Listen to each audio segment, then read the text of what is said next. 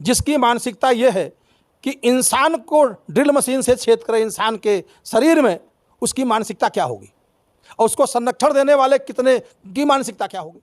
स्वर्गीय डॉक्टर घनश्याम तिवारी की एक बेटा है जिसकी उम्र केवल 8 वर्ष है, वो कक्षा 3 में पढ़ता है। उसकी सुरक्षा, उसकी शिक्षा, ये दोनों की जिम्मेदारी मैं सरकार से कहूँगा कि वो ले ले। कम से कम वो परिवार वाले क्षत्रिय हैं और अपराध करने वाले क्षत्रिय हैं। तो मैं इस आंकड़े को इसलिए, इस गणित को इसलिए नहीं मानता हूँ कि हमारे माननीय मुख्यमंत्री जी बेसिकली सन्यासी हैं। सन्यासी की कोई जाति नहीं होती है, वो सभी जातियों के लिए श्रेष्ठ है। वो क्षत्रिय के लिए भी श्रेष्ठ है, हमारे लिए भी श्रेष्ठ है, वो हर जाति के लिए श्रेष्ठ है। और वो इसमें संगठित अपराध है। और ऐसे भूमाफिया 20 वर्ष से ये लोग काम कर रहे हैं, और ऐसे 50 व्यक्ति होंगे इस सुल्तानपुर जनपद में जो पीड़ित हैं, जिनसे अवैध वसूली की गई है, जिनको प्रताड़ित किया गया है। लेकिन इतना जघन्य अपराध नहीं हुआ था, इसलिए ये सब दबा हुआ था। आज ये सब सामने आ गया है। इनका पूरा जो वास्तव में इनका चरित्र है, वो जरूरत है कि सच्चाई माननीय मुख्यमंत्री जी के पास तक पहुँचे, और हम लोग पूरी तरह से वही कर रहे हैं। हमारा प्रयास यही है कि जो सच्चाई है वो माननीय मुख्यमंत्री जी के पास पहुंचे। ये जब चाह लेता है तो परिंदा पर नहीं मार सकता है। कोई अपराधी इतनी दूर तक भाग जाए, ये तो सोचने की बात ही नहीं है। 8 दिन तक कोई अपराधी बचा रहे, सवाल ही नहीं। माननीय मुख्यमंत्री जी इस बात के लिए पूरे देश क्या विदेश में जाने जाते हैं कि अपराध के प्रति उनकी 0 टॉलरेंस है।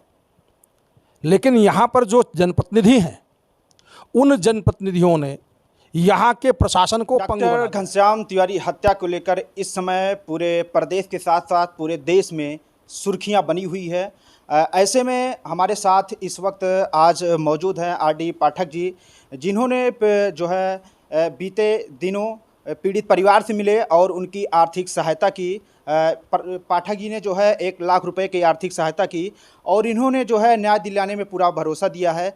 और ऐसे में कल 30 तारीख को ब्राह्मण समाज सुल्तानपुर में एक बड़े सभा का आयोजन कर रहा है। तो सर, सबसे पहले तो आपका जीबी न्यूज़ पे बहुत बहुत स्वागत है। धन्यवाद भैया। कल 30 तारीख को किस तरह के सभा का आयोजन हो रहा है सुल्तानपुर में? कल पूरी तरह श्रद्धांजलि सभा है, और ये एक जघन्य हत्याकांड है। अब तक हमने इस अपने जीवन में ऐसा नहीं सुना था कि सामान्य समाज में, एक सभ्य समाज में इस तरह के बर्बरतापूर्ण हत्या हुई हो। बर्बर हत्या है ये, बर्बरतापूर्ण कृत्य है कि एक व्यक्ति को पहले डंडे से मारा जाता है, उसके अंग अंग तोड़े जाते हैं, इसके बाद गिर जाने के बाद ड्रिल मशीन से उसके शरीर में 4 छेद किया जाता है। अब इससे बड़ा दुष्कृत्य क्या हो सकता है? और इस दुष्कृत्य के खिलाफ पूरे जनमानस में एक आक्रोश है, और सब लोग वहाँ पहुँचना चाहते हैं कि वो पहुँच करके स्वर्गीय डॉक्टर घनश्याम तिवारी को अपनी श्रद्धांजलि अर्पित करें और पीड़ित परिवार के साथ खड़े होने का भरोसा दिलाएं। इसी उद्देश्य के साथ वो श्रद्धांजलि सभा हो रही है कि दिवंगत आत्मा को शांति प्रदान की जाए, और वहाँ जो उनकी विधवा हैं उनको ये भरोसा दिलाया जाए कि ये समाज उनके साथ खड़ा हुआ है, अन्याय के खिलाफ खड़ा हुआ है, अपराधियों के खिलाफ खड़ा हुआ है। अमूमन ऐसा नहीं देखा जाता है कि किसी व्यक्ति की हत्या हो और इतने बड़े पैमाने पर समाज के लोग उसके पीड़ित परिवार के द्वार जाते हैं और आर्थिक मदद भी कर रहे हैं इस मामले में। तो ऐसा क्या हुआ कि आप जैसे लोगों को सामने आना पड़ रहा है? मजबूरी ये है कि हमारा सभ्य समाज है। इस सभ्य समाज में ऐसे बर्बर कार्य के लिए कोई जगह नहीं है। सभ्य समाज में इसकी कोई जगह नहीं है, और उम्मीद की जाती है, क्योंकि हमारी सरकार बहुत न्यायप्रिय सरकार है। हमारे माननीय मुख्यमंत्री जी इस बात के लिए पूरे देश क्या विदेश में जाने जाते हैं कि अपराध के प्रति उनकी 0 टॉलरेंस है। लेकिन यहाँ पर जो जनप्रतिनिधि हैं, उन जनप्रतिनिधियों ने यहाँ के प्रशासन को पंगु बना दिया है। इसीलिए प्रशासन समय पर कार्रवाई नहीं कर पा रहा है, उसकी अपनी मजबूरी है। जनप्रतिनिधि जो जिम्मेदार हैं अपराध को रोकने के लिए, रुकवाने के लिए, जनता की सेवा करने के लिए, वो मौन हैं। उनके मुंह से इस अपराध के लिए उस अपराधी के विरुद्ध एक शब्द भी आज तक नहीं निकला है। यही वजह है कि समाज के ऐसे ऐसे समाज सेवी जो है बाहर आ रहे हैं और सहायता कर रहे हैं। ऐसे में हम जानना चाहेंगे ये यहाँ पे जो है जिस तरीके की हत्या हुई, यह पूरे प्रदेश में और देश की मीडिया में सुर्खियों में भी बना हुआ है, तो पुलिसिया जो कार्रवाई की जा रही है उस पर भी सवाल उठ रहे हैं। देखिए, पुलिसिया कार्रवाई बताया ना कि माननीय मुख्यमंत्री जी एक न्यायप्रिय मुख्यमंत्री हैं और अपने कम से कम अपराध के खिलाफ उनकी बहुत बड़ी मुहिम चली है और उनमें जीरो टॉलरेंस की पूरी पॉलिसी है। लेकिन जो इस पूरी मशीनरी का एक ज़िला होता है, ज़िले में जो ये कलेक्टर और एसपी और बाकी अधिकारी होते हैं, ये उस पूरी मशीनरी के नट बोल्ट हैं। अगर इसमें कहीं पर नट बोल्ट ढीला हो गया किसी ज़िले का, तो वहाँ पर जो सरकार की मंशा है वो पूरी तरह से कार्रवाई नहीं हो पाती है, जो यहाँ पर हो रहा है। और उसकी जिम्मेदारी मैं मानूंगा कि जो यहाँ के जनप्रतिनिधि हैं कि वो यहाँ के प्रशासन को कार्रवाई करने नहीं दे रहे हैं, निष्पक्ष कार्रवाई करने नहीं दे रहे हैं, वो अपराधियों को बचा रहे हैं। ऐसा पुलिस डिपार्टमेंट एक वेल ऑर्गेनाइज्ड फोर्स है। ये जब चाह लेता है तो परिंदा पर नहीं मार सकता है। कोई अपराधी इतनी दूर तक भाग जाए ये तो सोचने की बात ही नहीं है। 8 दिन तक कोई अपराधी बचा रहे, सवाल ही नहीं होता है। और ये हम लोगों ने विगत वर्षों में देखा है कि हमारे माननीय मुख्यमंत्री जी की ऐसी कार्यप्रणाली है और पुलिस को इतना बल दिया है कि अपराध जो है अपराधी पनाह मांग गए।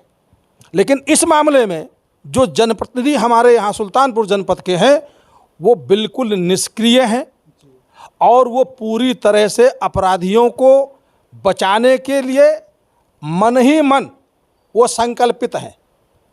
नहीं तो कम से कम वो बोला होता। एक भी जनप्रतिनिधि नहीं कहा कि यह जघन्य अपराध हुआ है और अपराधी के खिलाफ कार्रवाई होनी चाहिए। तो मैं क्या मानूं इसको? अगर कोई नहीं बोल रहा है तो उसका सीधा सीधा अर्थ है कि वो अपराधी के खिलाफ खड़ा हुआ है। हम बोल रहे हैं, हम पीड़ित के साथ खड़े हैं, हम न्याय के साथ खड़े हैं। हमारी पूरी मांग है न्याय की। बिल्कुल, आप जो है पीड़ित परिवार से मिले। जो अपराधी है उसका परिवार जो है राजनीतिक रसूख से आता है और काफ़ी मजबूत परिवार है। वो ऐसा लोग कह रहे हैं कि काफ़ी पुराने ज़माने के वो लोग नेता भी हैं।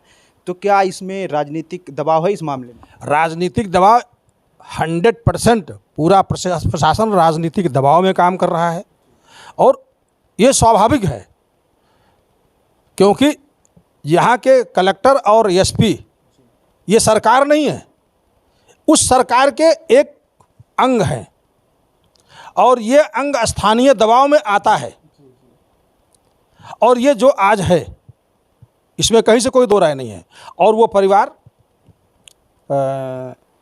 बब्बन सिंह जी बहुत पुराने नेता हैं, गिरीश नारायण जी बहुत पहले जिलाध्यक्ष हुआ करते थे भाजपा के, आज भी पदाधिकारी हैं वो। उनके पुत्र हैं, वो हैं युवा मोर्चा के अध्यक्ष हैं। तो और लेकिन पूरे परिवार का इसमें संरक्षण उन अपराधियों को है। भाई कैसे आप भतीजे को ताऊ और चाचा से अलग कर सकते हैं? वो नहीं बचाएंगे, बचा रहे हैं। कि इस प्रदेश में जब तक माननीय योगी आदित्यनाथ जी इस प्रदेश के मुख्यमंत्री हैं, ऐसे जघन्य अपराध में कार्रवाई ना हो ये संभव तो नहीं है। जहाँ तक मेरा अपना विश्वास है, जो मैंने अब तक देखा है, और यही जनमानस का भी विश्वास है। बस केवल ज़रूरत है कि सच्चाई माननीय मुख्यमंत्री जी के पास तक पहुँचे और हम लोग पूरी तरह से वही कर रहे हैं। हमारा प्रयास यही है कि जो सच्चाई है वो माननीय मुख्यमंत्री जी के पास पहुँचे और वो इसकी निष्पक्षता से जांच करा दें।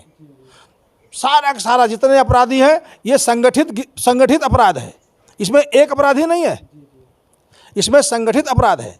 और ऐसे भूमाफिया 20 वर्ष से ये लोग काम कर रहे हैं और ऐसे 50 व्यक्ति होंगे इस सुल्तानपुर जनपद में जो पीड़ित हैं, जिनसे अवैध वसूली की गई है, जिनको प्रताड़ित किया गया है। लेकिन इतना जघन्य अपराध नहीं हुआ था, इसलिए ये सब दबा हुआ था। आज ये सब सामने आ गया है। इनका पूरा जो वास्तव में इनका चरित्र है वो सामने आ गया है। तो निश्चित तौर पे जब सीबीआई जांच होगी तो ये पूरा का पूरा रैकेट ये सब सामने आ जाएगा। सोशल मीडिया पे जो है चर्चा चल रही है कि यह जातिगत मामला है, इस वजह से इस जो है मामले में कार्रवाई उस तरीके से उतनी कठोर कार्रवाई नहीं की जा रही है, इसके ऊपर क्या कहना चाहेंगे? देखिए, जातिगत मामला अगर आप ये कहना चाहते हैं कि माननीय मुख्यमंत्री जी हमारे क्षत्रिय हैं और अपराध करने वाले क्षत्रिय हैं, तो मैं इस आंकड़े को इसलिए, इस गणित को इसलिए नहीं मानता हूं कि हमारे माननीय मुख्यमंत्री जी बेसिकली सन्यासी हैं। सन्यासी की कोई जाति नहीं होती है, वो सभी जातियों के लिए श्रेष्ठ है। वो क्षत्रिय के लिए भी श्रेष्ठ है, हमारे लिए भी श्रेष्ठ है, वो हर जाति के लिए श्रेष्ठ है और वो ऐसा सोचेंगे, मैं इसको मानने को तैयार नहीं हूँ।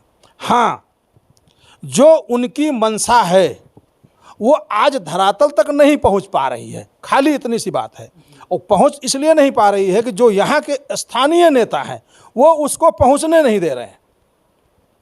तो वही चीज़ जो माननीय मुख्यमंत्री की अपेक्षा है, जो माननीय मुख्यमंत्री जी का निर्देश है, उसी को धरातल तक पहुंचाने के लिए हम लोग इसमें कूदे हुए हैं कि सच्चाई माननीय मुख्यमंत्री जी के पास तक जाए और वहां से सीबीआई जांच का आदेश हो जाए, सब साफ हो जाएगा।